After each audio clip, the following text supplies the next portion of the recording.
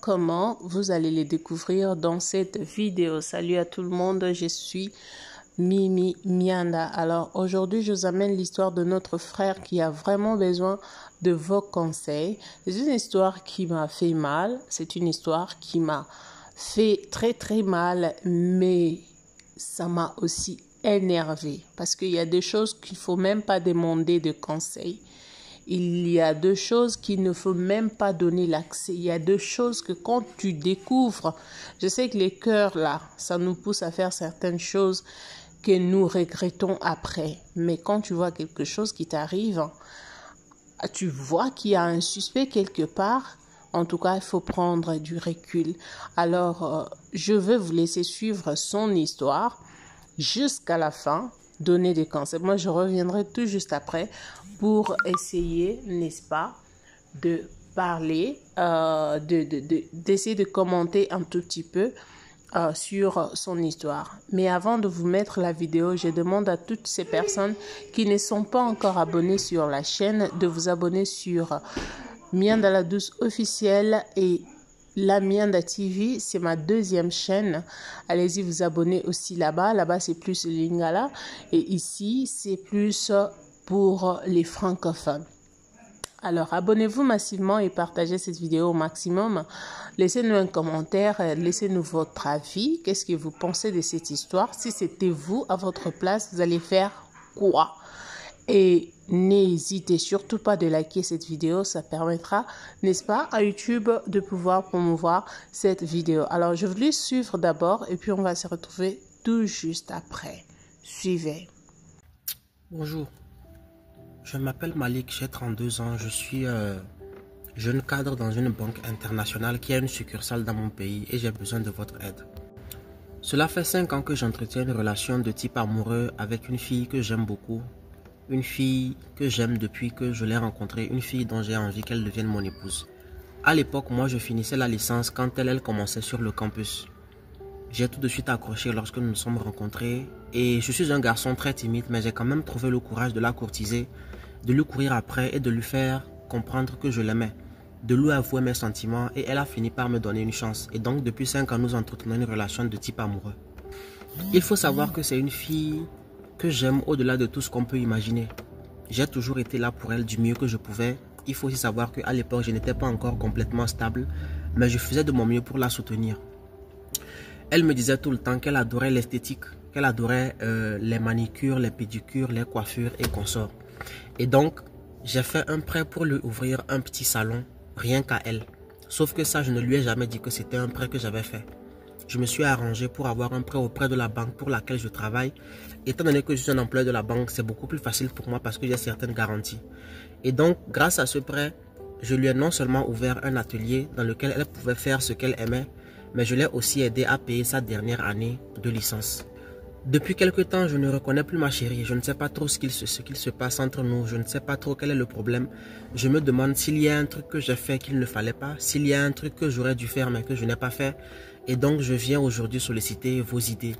Je viens aujourd'hui vous exposer mon histoire pour que vous me disiez quoi faire parce que là, je suis perdu. J'ai tellement mal que je n'arrive plus à réfléchir, je n'arrive plus à poser mes idées parce que je ne sais plus où donner de la tête. Je ne sais plus trop à quel sein me vouer parce que je souffre énormément. Il fut un temps, Dieu m'a fait grâce et a commencé à m'ouvrir les portes. J'enchaînais mission sur mission et grâce à l'argent que je gagnais dans les missions pour lesquelles j'allais, j'ai réussi non seulement à rembourser mon prêt, mais à mettre assez d'argent de côté pour faire bien les choses dans sa famille. Je vous l'ai dit au début, c'est la femme que j'aime, c'est la femme que j'ai toujours aimée et c'est elle dont je veux qu'elle soit la mère de mes enfants. Et donc, après ma dernière mission, j'avais prévu rentrer l'épouser, faire les premiers pas, la dot et en faire mon épouse légitime. Et donc, je suis parti en mission à l'extérieur du pays pour 8 mois, sauf que la mission, au lieu de 8 mois, a duré 5 mois. Et donc, tout content, j'appelle ma chérie pour lui dire que, ah bébé, je rentre beaucoup plus tôt que prévu. Au lieu de 8 mois, je rentre plutôt bientôt parce qu'on a fini ce qu'on avait à faire ici. Mais je n'ai pas trop compris sa réaction parce que sur le coup, on aurait dit qu'elle ne voulait pas que je rentre. Je me disais qu'elle aurait sauté au plafond, qu'elle allait sauter de joie du fait que je rentre. Même si je ne lui avais pas dit que je rentrais pour faire bien les choses parce que c'était une surprise, je me disais que ça lui ferait plaisir. Mais je n'ai pas trop compris la réaction de ma chérie qui me demandait même si je ne pouvais pas rester encore un peu. Peut-être que j'aurais des trucs à gérer qui vont faire qu'on va me rappeler. Donc est-ce que ce n'était pas mieux que je reste encore un peu? Et donc sur le coup, je n'ai pas compris la réaction de ma chérie. Je me suis dit, bon, peut-être qu'elle n'était pas trop dans son assiette le jour où nous avons discuté. Mais toujours est-il qu'après les 5 mois de mission, je suis rentré au pays. Et lorsque je suis rentré au pays, j'ai fait signe à ma chérie pour lui dire, ah bébé, je suis là, je suis de retour. Fais-toi belle ce soir, on sort, on va dans ton resto préféré. Sauf que ma chérie m'a fait comprendre qu'elle n'avait pas trop envie de sortir et qu'on ne pouvait pas se voir ce soir-là parce qu'elle n'était pas dans la ville. Elle était partie quelque part pour une affaire familiale. J'ai compris qu'elle n'avait pas envie de me donner trop de détails, alors je n'ai pas insisté. J'ai dit, d'accord, fais-moi signe lorsque tu seras de retour parce que moi j'ai envie de te voir, tu me manques. Sauf qu'au fil des semaines, ma chérie s'éloignait peu à peu de moi. On s'écrivait de moins en moins, on s'appelait de moins en moins. On ne s'est plus vu depuis que je suis rentré de mission. Soit elle est à l'extérieur, soit elle est avec sa famille, soit elle est au village pour une affaire familiale, soit elle est ci, soit elle est ça. Et donc, fatigué de tout le temps avoir à la supplier pour la voir, j'ai arrêté de la déranger. Sauf que je l'aime. Et je souffre de son silence et de la distance qu'elle a créée entre nous. Surtout que je ne comprends pas ce changement de comportement parce que lorsque je partais en mission, tout semblait aller bien entre nous. Il s'est écoulé 1 mois et demi depuis que ma chérie et moi, on ne se parle plus. Et un jour, c'est sa cousine qui m'appelle en me disant « J'ai envie de te parler parce que j'ai beaucoup de choses à te dire. » C'est quelqu'un avec qui je me suis bien entendu, je me suis toujours bien entendu, quelqu'un en qui j'ai plus ou moins confiance parce que c'est à peu près la seule personne de notre famille, enfin de sa famille plutôt, qui sait par quoi nous sommes passés, qui a été là pour nous dans les bons comme dans les mauvais moments. Donc pour moi, c'est un peu comme une grande sœur. Au-delà d'être une belle sœur, c'est beaucoup plus comme une grande sœur. Et donc la cousine en fait, en question me fait des révélations comme quoi ma chérie serait tombée enceinte. Elle serait tombée enceinte d'un monsieur qui lui aurait promis certaines choses. Sauf que le monsieur a disparu depuis que le monsieur a su que ma chérie était enceinte. Et donc, pensant pouvoir gérer la situation avant que je ne rentre de mission, pensant pouvoir gérer la situation, me cacher la situation avant que je ne rentre de mission, elle s'est sentie prise au dépourvu, elle s'est sentie piégée lorsque je lui disais que je rentrais. Donc, n'ayant pas le courage de m'avouer la vérité, elle a préféré disparaître, plutôt que de m'affronter et de me dire ce qui s'est réellement passé. Je vous passe les détails de ce qui s'est passé entre le monsieur et elle, mais sachez qu'aujourd'hui je suis un homme brisé, je suis un homme détruit. Que dois-je faire? Dois-je la chercher? Dois-je essayer de la reconquérir? Dois-je essayer de discuter avec elle, d'arranger les choses? Ou dois-je laisser tomber parce que cette femme, je l'aime du plus profond de mon cœur. J'ai besoin de votre aide. Voilà donc, pendant que les autres vont dans les églises, prier, implorer les seigneurs, Jésus, Seigneur, nous avons besoin de mariage, donne-nous le mariage, donne-moi un homme qui m'aime beaucoup. Pendant ces temps-là, il y a aussi ceux-là qui vont faire de n'importe quoi, pendant qu'ils ont des gens qui les aiment de tout leur cœur. C'est rare de voir un homme parler comme ça. Je sais qu'il y a des hommes, mais c'est quand même rare. Les filles, je ne sais pas ce que vous voulez. Vous avez suivi l'histoire de ce frère. Dans des relations, excusez-moi, dans des relations amoureuses, j'ai toujours du mal à mettre ma langue. Mais en regardant, en voyant cet homme en train de parler, ça me rassure quand même que c'est quelqu'un de bien. C'est quelqu'un qui aspire, n'est-ce pas, confiance.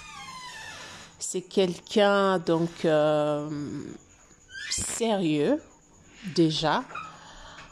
Donc, voilà.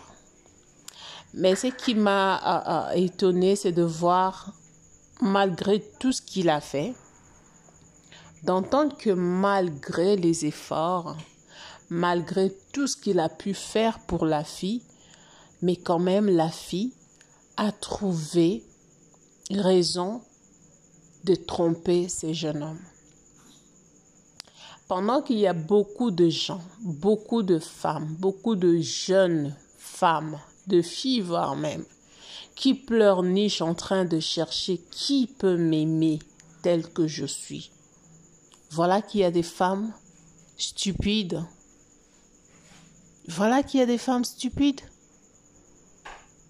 qui vont se faire je ne sais quoi par n'importe qui tu avais quelqu'un qui t'aimait bien, qui te donnait tout ce dont tu voulais, mais tu as quand même préféré abandonner cette personne, faire du mal à cette personne pour aller te donner à quelqu'un qui ne connaît même pas ta valeur, pour t'engrosser et puis t'abandonner, te laisser et fuir sa responsabilité.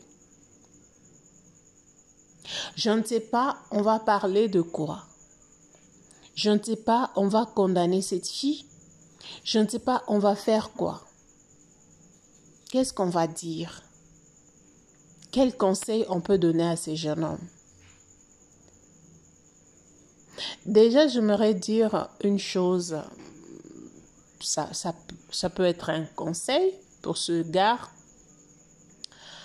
Ce que moi je te dirais, c'est que je ne condamne pas quelqu'un qui aime trop. Je ne peux pas condamner parce que le cœur, c'est quelque chose d'autre. Tu peux dire que tu ne peux pas faire ça, mais le cœur va te pousser à faire quelque chose que tu n'avais peut-être pas envie de faire. Ça se passe comme ça. Mais ce que moi je te donnerais comme conseil, c'est de laisser tomber. De tourner la page et faire ta vie.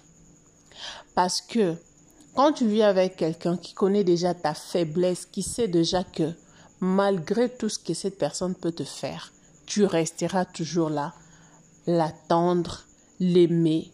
Sache-le bien que tu deviens prisonnier de la personne. Sache-le bien que tu deviens plutôt prisonnière de la personne. À deux fois, il y a des gens dans ce monde qui ne veulent pas qu'on les aime pour de vrai. Ces gens-là ont besoin des aventuriers. Ces gens-là ont besoin de gens malhonnêtes. Ces gens-là ont besoin de gens qui ne leur montrent même pas l'honnêteté et les vrais amours. Sont ces genres de femmes-là. Tu as tout donné. Tu as montré que tu l'aimais tellement. Tu as sacrifié ta vie, tu as tout sacrifié, ton argent, tout ce que tu pouvais faire. Mais malgré tes efforts, elle n'a pas reconnu cela. À quelques mois seulement de voyage, à quelques mois seulement, elle est restée faire de n'importe quoi. Elle ne s'est pas seulement limitée par là, mais jusqu'à aller tomber enceinte. Et là, tu demandes conseil aux gens que tu veux revenir avec cette fille, tu veux qu'elle revienne vers toi, qu'elle te fasse je ne sais quoi, qu'elle demande pardon, je ne sais quoi, et puis tu vas la reprendre. Mon frère, tu vas souffrir toute ta vie, je te jure. Si c'est comme ça que tu vis ta vie, tu risques même de déjà mourir à cause d'une femme. Ces conseils, je suis en train de donner à tous les deux côtés, que ce soit femme ou homme. Vous êtes avec quelqu'un en couple, vous sentez que cette personne vous trahit à tout moment. Vous n'avez pas à rester avec cette personne parce qu'elle n'est pas la seule. Elle n'est pas la seule. Il y a beaucoup de gens qui ont été enterrés à cause de ces soi-disant amours. On ne peut aimer que quelqu'un qui t'aime. Quelqu'un qui t'aime pas, même si tu forçais cet amour-là, ça ne lui fera rien du tout. Ça ne changera absolument rien du tout dans sa vie. Alors tant mieux vivre seul que vivre avec une personne qui ne t'aime pas. Parce qu'une personne qui ne t'aime pas, il est capable ou elle est capable, n'est-ce pas, de te faire perdre tout, sauf rien. Voire même ta vie. Voire même ta vie. Il y a des choses qu'on ne peut même pas demander conseil pour dire non mais vous me conseillez quoi après tout ce que j'ai vécu avec cette femme, après tout ce que j'ai vécu avec cet homme, voilà ce qu'il m'a fait, voilà si vous n'avez pas demandé de conseil à n'importe quoi. sur n'importe quoi. Vous n'avez pas demandé. Il y a des sujets, vous regardez vous-même, tu te regardes, tu vois tout ce que tu as fait pour la personne et que la personne ne reconnaît absolument rien du tout, eh bien, tu prends ta décision. Tu n'es pas obligé d'attendre le dire des autres, tu n'es pas obligé d'attendre les avis des autres pour prendre ta propre décision de ta vie parce que c'est toi qui en souffres. C'est toi qui en souffres. Ce ne sont pas nous. Peut-être qu'il y a des gens qui vont te donner conseil. Non, mais comme tu l'aimes encore, il faut donner la deuxième. C'est quelqu'un qui t'a déjà trahi jusqu'à ce point. Tu penses que même si tu la reprenais, parce qu'elle ne t'aime pas, déjà, à la base, il faut savoir que cette personne ne t'aime pas. Quelqu'un qui t'aime, il va supporter. Quelqu'un qui t'aime, il va t'attendre jusqu'à ce que tu reviennes. Tu n'es parti que pour 7 mois seulement. Et Dieu a fait en sorte que tu découvres la vraie face de cette personne. Parce que peut-être qu'avant, elle faisait plus que ça. Peut-être qu'elle a commencé à faire cela depuis longtemps. Pendant que toi, tu payais ses études, pendant que tu payais tout pour elle, tu n'étais pas le seul à le faire. Peut-être que vous étiez nombreux. Voilà que Dieu t'aime tellement. Voilà que comme Dieu sait que tu es tellement honnête, tu es tellement sincère, Dieu ne veut pas te donner une femme insensée comme ça, une femme infidèle, une femme sans cœur. Alors Dieu fait ces genres de choses. Il crée des circonstances pour que tu comprennes. Parce que tu étais déjà prêt pour aller doter. Tu vas aller doter une telle femme. Avec ton travail de la banque, tu veux vraiment risquer aller prendre une femme comme ça et mettre chez toi. Tu penses que tu seras en sécurité en ayant une femme comme ça? Mais mon frère, il faut regarder derrière, il faut regarder devant, regarde bien ta vie. Est-ce qu'elle est la seule femme au monde? Ce qui vous tue, c'est quoi? C'est que vous regardez tellement l'extérieur, vous regardez tellement ce qui se passe à l'extérieur, vous pensez que la beauté n'est pas seulement ce qui attire par extérieur. La beauté d'une femme, c'est l'intérieur. Voilà pourquoi vous allez voir une personne qui a épousé une femme, vous posez des questions et vous dites, mais pourquoi, comment c'est arrivé? Qu'est-ce qui l'a poussé à aller épouser une telle femme? Vous dites deux fois, cette femme ne convient pas, mais convient. Vous avez regardé l'extérieur, mais lui a regardé l'intérieur de la personne. C'est donc ça. C'est donc ça. Vous pleurnichez parce que vous voyez ce qui vous attire. Et ce qui vous attire là, de la même manière, ça vous a attiré, ça attire aussi les autres. Et si cette personne-là n'est pas disciplinée, si cette personne-là n'est pas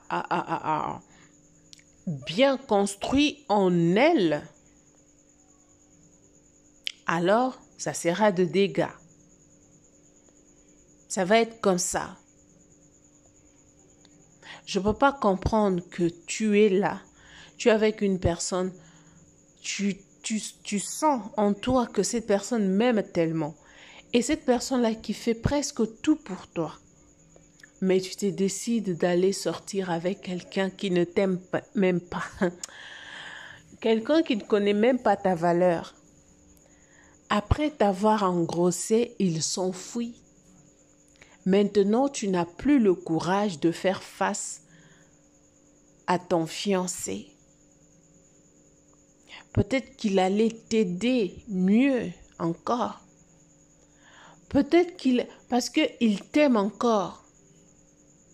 Mais tu n'as non seulement trahi la personne, tu as montré que tu n'as vraiment pas son temps. Et mon frère, tu te mets devant la caméra, t'exposer à cause d'une personne comme ça. Je peux comprendre que c'est l'amour. Mais il y a des choses qu'on ne peut pas pleurer devant de personnes qui vous font tellement du mal.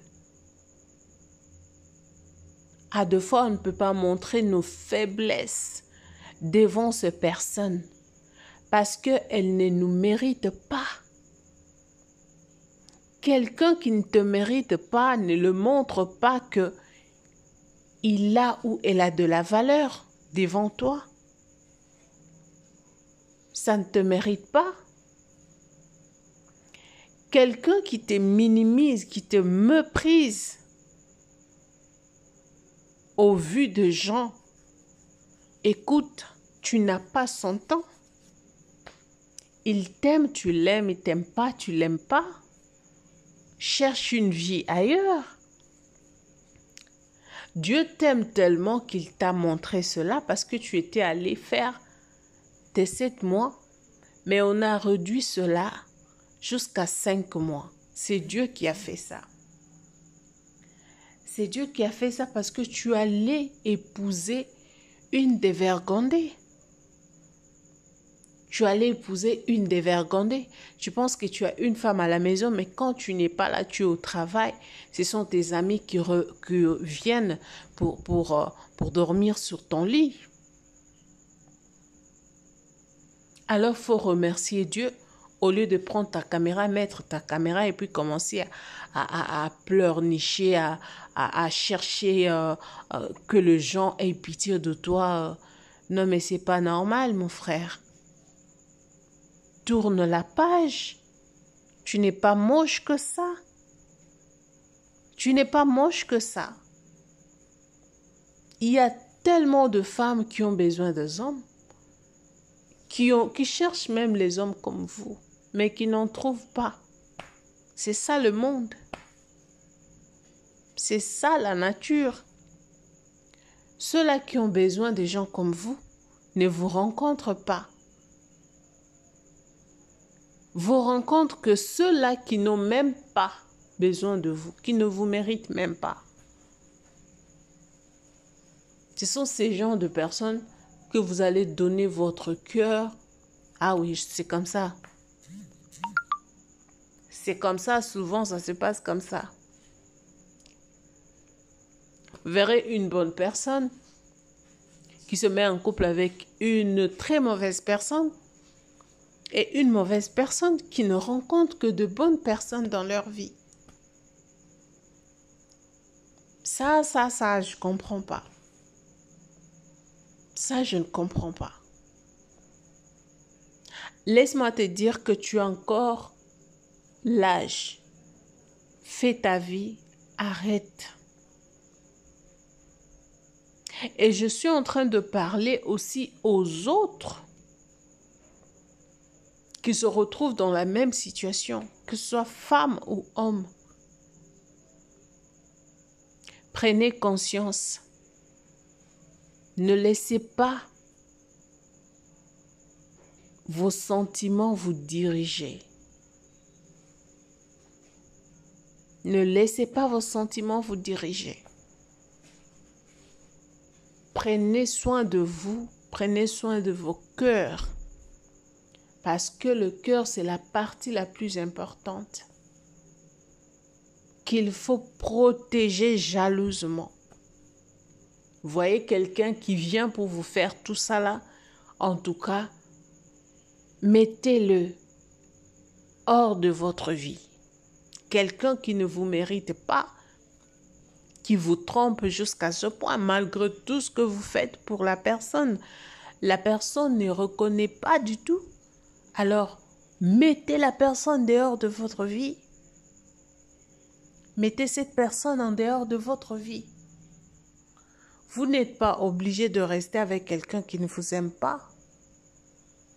Je suis étonnée d'entendre que malgré tout ce qu'elle a fait, après que tu lui aies donné tout ce que tu es en train de dire, mais elle est quand même sortie avec une autre personne.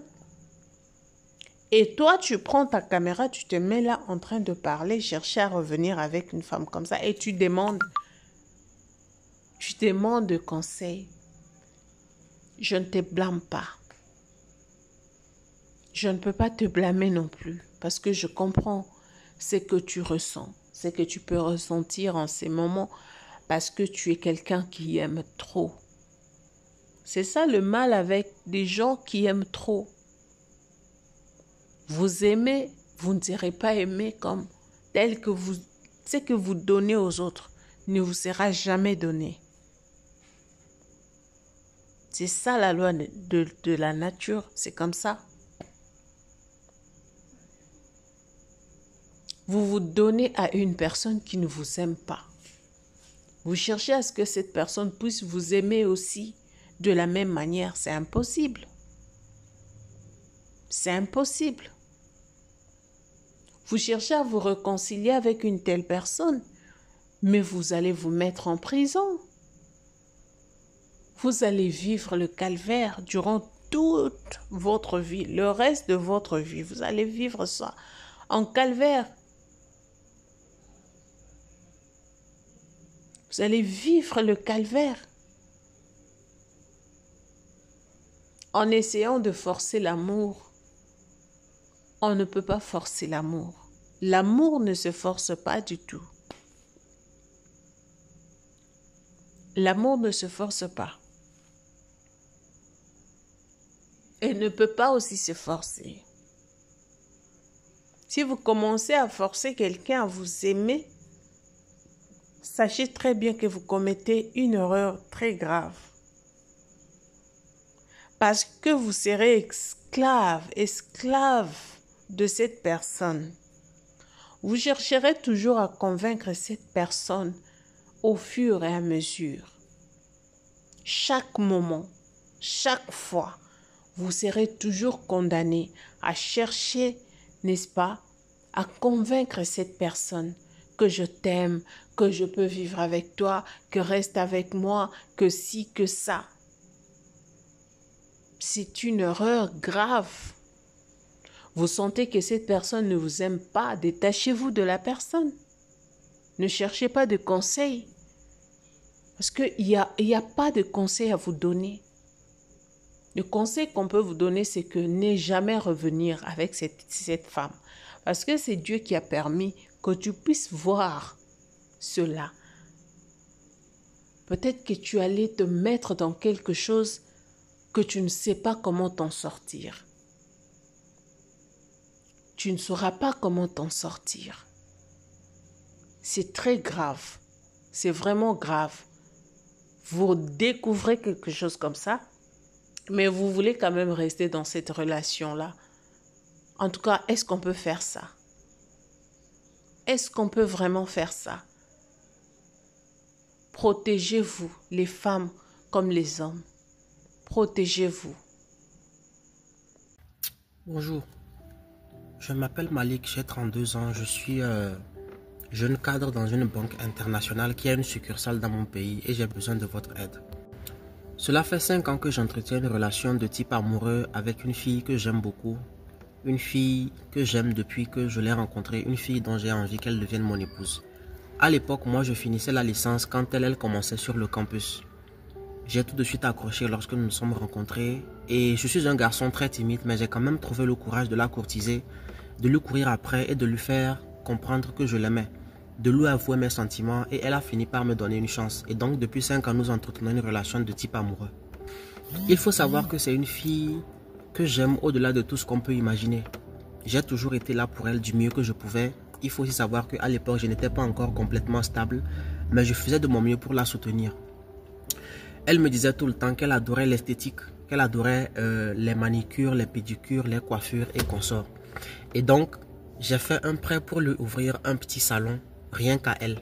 Sauf que ça, je ne lui ai jamais dit que c'était un prêt que j'avais fait. Je me suis arrangé pour avoir un prêt auprès de la banque pour laquelle je travaille.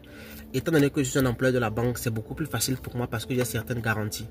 Et donc, grâce à ce prêt, je lui ai non seulement ouvert un atelier dans lequel elle pouvait faire ce qu'elle aimait, mais je l'ai aussi aidé à payer sa dernière année de licence. Depuis quelque temps, je ne reconnais plus ma chérie. Je ne sais pas trop ce qu'il se passe entre nous. Je ne sais pas trop quel est le problème. Je me demande s'il y a un truc que j'ai fait qu'il ne fallait pas, s'il y a un truc que j'aurais dû faire mais que je n'ai pas fait. Et donc, je viens aujourd'hui solliciter vos idées. Je viens aujourd'hui vous exposer mon histoire pour que vous me disiez quoi faire parce que là, je suis perdu. J'ai tellement mal que je n'arrive plus à réfléchir, je n'arrive plus à poser mes idées parce que je ne sais plus où donner de la tête. Je ne sais plus trop à quel sein me vouer parce que je souffre énormément. Il fut un temps, Dieu m'a fait grâce et a commencé à m'ouvrir les portes. J'enchaînais mission sur mission et grâce à l'argent que je gagnais dans les missions pour lesquelles j'allais, j'ai réussi non seulement à rembourser mon prêt, mais à mettre assez d'argent de côté pour faire bien les choses dans sa famille. Je vous l'ai dit au début, c'est la femme que j'aime, c'est la femme que j'ai toujours aimée et c'est elle dont je veux qu'elle soit la mère de mes enfants. Et donc, après ma dernière mission, j'avais prévu rentrer l'épouser, faire les premiers pas, la dot et en faire mon épouse légitime. Et donc, je suis parti en mission à l'extérieur du pays pour 8 mois, sauf que la mission, au lieu de 8 mois, a duré 5 mois. Et donc, tout content, j'appelle ma chérie pour lui dire que, ah bébé, je rentre beaucoup plus tôt que prévu. Au lieu de 8 mois, je rentre plutôt bientôt parce qu'on a fini ce qu'on avait à faire ici. Mais je n'ai pas trop compris sa réaction parce que sur le coup, on aurait dit qu'elle ne voulait pas que je rentre. Je me disais qu'elle aurait sauté au plafond, qu'elle allait sauter de joie du fait que je rentre. Même si je ne lui avais pas dit que je rentrais pour faire bien les choses parce que c'était une surprise, je me disais que ça lui ferait plaisir. Mais je n'ai pas trop compris la réaction de ma chérie qui me demandait même si je ne pouvais pas rester encore un peu. Peut-être que j'aurais des trucs à gérer qui vont faire qu'on va me rappeler. Donc est-ce que ce n'était pas mieux que je reste encore un peu? Et donc sur le coup, je n'ai pas compris la réaction de ma chérie. Je me suis dit, bon, peut-être qu'elle n'était pas trop dans son assiette le jour où nous avons discuté. Mais toujours est-il qu'après les 5 mois de mission, je suis rentré au pays. Et lorsque je suis rentré au pays, j'ai fait signe à ma chérie pour lui dire, ah bébé, je suis là, je suis de retour. Fais-toi belle ce soir, on sort, on va dans ton resto préféré. Sauf que ma chérie m'a fait comprendre qu'elle n'avait pas trop envie de sortir et qu'on ne pouvait pas se voir ce soir-là parce qu'elle n'était pas dans la ville. Elle était partie quelque part pour une affaire familiale. J'ai compris qu'elle n'avait pas envie de me donner trop de détails, alors je n'ai pas insisté. J'ai dit, d'accord, fais-moi signe lorsque tu seras de retour parce que moi j'ai envie de te voir, tu me manques. Sauf qu'au fil des semaines, ma chérie s'éloignait peu à peu de moi. On s'écrivait de moins en moins, on s'appelait de moins en moins. On ne s'est plus vu depuis que je suis rentré de mission. Soit elle est à l'extérieur, soit elle est avec sa famille, soit elle est au village pour une affaire familiale, soit elle est ci, soit elle est ça. Et donc, fatigué de tout le temps avoir à la supplier pour la voir, j'ai arrêté de la déranger. Sauf que je l'aime et je souffre de son silence et de la distance qu'elle a créée entre nous. Surtout que je ne comprends pas ce changement de comportement parce que lorsque je partais en mission, tout semblait aller bien entre nous. Il s'est écoulé 1 mois et demi depuis que ma chérie et moi, on ne se parle plus. Et un jour, c'est sa cousine qui m'appelle en me disant « J'ai envie de te parler parce que j'ai beaucoup de choses à te dire. » C'est quelqu'un avec qui je me suis bien entendu, je me suis toujours bien entendu, quelqu'un en qui j'ai plus ou moins confiance parce que c'est à peu près la seule personne de ma famille, de notre famille, enfin de sa famille plutôt, qui sait par quoi nous sommes passés, qui a été là pour nous dans les bons comme dans les mauvais moments. Donc pour moi, c'est un peu comme une grande sœur. Au-delà d'être une belle sœur, c'est beaucoup plus comme une grande sœur. Et donc la cousine en fait, en question me fait des révélations comme quoi ma chérie serait tombée enceinte. Elle serait tombée enceinte d'un monsieur qui lui aurait promis certaines choses. Sauf que le monsieur a disparu depuis que le monsieur a su que ma chérie était enceinte. Et donc, pensant pouvoir gérer la situation avant que je ne rentre de mission, pensant pouvoir gérer la situation, me cacher la situation avant que je ne rentre de mission, elle s'est sentie prise au dépourvu, elle s'est sentie piégée lorsque je lui disais que je rentrais. Donc, n'ayant pas le courage de m'avouer la vérité, elle a préféré disparaître plutôt que de m'affronter et de me dire ce qui s'est réellement passé. Je vous passe les détails de ce qui s'est passé entre le monsieur et elle, mais sachez qu'aujourd'hui je suis un homme brisé, je suis un homme détruit. Que dois-je faire? Dois-je la chercher? Dois-je essayer de la reconquérir? Dois-je essayer de discuter avec elle, d'arranger les choses, ou dois-je laisser tomber parce que cette femme, je l'aime du plus profond de mon cœur. J'ai besoin de votre aide. Voilà que le frère a donc besoin de vos conseils. Moi, je vous laisse commenter, donner des conseils à votre frère. Qu'est-ce que vous pensez? Quel est le conseil que vous pouvez donner? Quel est le conseil que vous pouvez prodiguer à votre frère?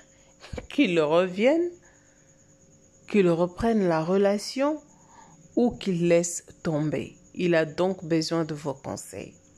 Quant à moi, je dis non. À vous, les claviers, je ne sais pas ce que vous pensez. Alors, abonnez-vous et on se voit prochainement. Bye.